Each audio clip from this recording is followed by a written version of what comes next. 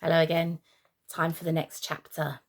So the pause walkers had stopped the terribles. They were the stoppers. And there was one thing left to do. Let's find out what it was. Chapter 33. The one thing left to do. The plinkety-plonk of the national anthem was the next thing anybody heard as Buster motored the ice cream van through the fairground and skidded to a halt in the mud. The music was louder this time, though. Buster had clearly added some serious bass. "Why is it so muddy?" he said from the window. "It hasn't been raining, has it?" "That thing," said Hamish, pointing at the Worldstopper General, still towering above them, frozen in time. "He spits when he talks." I called the army like you told me to," said Buster. "Spoke to a very nice lady on reception called Sandra. She said she'd pass the details on." "What have you done to the van?" said Alice, surprised. It certainly looked different. Buster had changed the tyres to the type you'd normally see on a tractor. It looked like one of those monster trucks you get in America. It was ginormous. "Just a little modification for stage 2 of the plan," he said proudly, "and far higher up than he'd ever sat before. Do you like the new respray? I thought black and gold gave it a certain important look." "Pause walkers!" shouted Hamish, as Buster set a gigantic blue light flashing. "On your bikes!" The van sped through the woods now, rumbling over the bumps and lumps and making light work of them. Behind it, a dozen pause walkers rode their gleaming Vespers, lights cutting brightly through the night. Inside the battle van, Hamish thought of his poor family. This had to work. Alice studied the map with Dexter. "We have to head for the cliffs," he said, pointing up ahead and frowning at the memory of it. "We have to go over the bridge." One after another, the team shot over Starkley's little grey bridge, leaving the safety of town behind. That little bridge reminded Hamish of the last time he'd thought of it. When was that again? "Of course," said Hamish, remembering that day at the Grenvilles.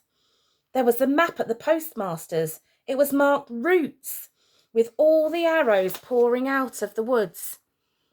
I thought it was for postmen, but it was for terribles." "It makes sense. The postmaster knows Starkley better than anyone, and they got to her first. She was first to be taken. Her map helped them plan their raids. It told them precisely where everyone lived." "That must be why they always came at night at first," said Alice, "because they knew people would be in bed." Excitement and fear hung heavy in the air as they passed a sign marked "The Cliffs." "We're nearly there," said Dexter, with fear in his eyes. "We have to go by foot from here." "Then by foot we will go," said Hamish, determined. Waves crashed against the foot of the cliffs as Hamish hopped out of the van. The air up here was wet with the spitter and spatter of the sea. An unforgiving wind whipped around the gang. "So this is it," said Hamish heroically, spying the cottage in the distance. "What?" said Clover, over the roar of the sea. "I said, so this is it," said Hamish, a bit less heroically this time. "Can you speak up?" shouted Clover. "Only it's really loud here." Hamish's hair was damp now, and he wiped it from his eyes. The cottage looked small from here, lit by one old and orange gas lamp hanging at the door, squeaking as it swung in the wind. And here's a picture, before I carry on, of them all standing in front of the van.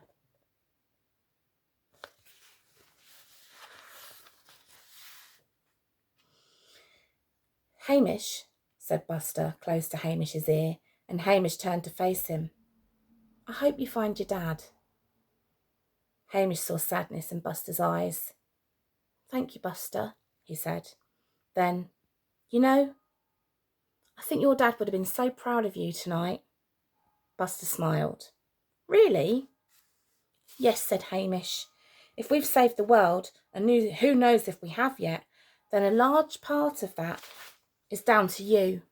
Plus, Look what you did to the van. I think if he's watching somewhere, he'll be telling everybody. That kid there, that's my son.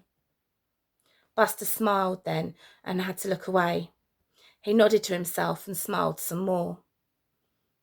It's time, said Alice, as the crash of an angry wave rose high into the air. The old stone cottage was just as creepy as Dexter had described. Well, actually, it turned out Dexter wasn't very good at descriptions because it was far, far creepier. The entire building seemed damp, not from the sea, but like there was an invisible river running down its front, keeping it permanently moist. Secure the area, yelled Hamish. Clover, make sure the whole place is surrounded. Venk, take some pause walkers and make sure help is coming. Hamish studied the cottage. Its door was made of ancient splintered wood, with an old black knocker in the middle like a snarling dragon. Gargoyles hung from either side of the roof, and there were flies and egg-sized black bees everywhere. Who knew what was in there? Bravely, Hamish pulled open the door. He blinked. He saw absolutely nothing inside, just blackness. Beside him, Alice trembled. I know I said I wasn't scared of anything, she said, taking his hand. But there is one thing. The dark, said Hamish. You don't have to come with me. Then Hamish remembered the little keyring with the torch attachment he'd packed in his original PSK. He knew that would come in handy. He turned it on and held it out in front of him. But the blackness was too black. It was powerfully black. It was like the light from his little torch was just sucked away into the void. He was going to need a lot more power than this. Let me give that a little boost, said Buster, smiling. 5 minutes later, the van and every Vespa they had was shining their headlights into the nothingness on full beam. Now Hamish could make out the first few steps. And so, nodding at Alice and taking one deep breath, Hamish stepped inside. And we'll find out what he found in the next instalment. Bye.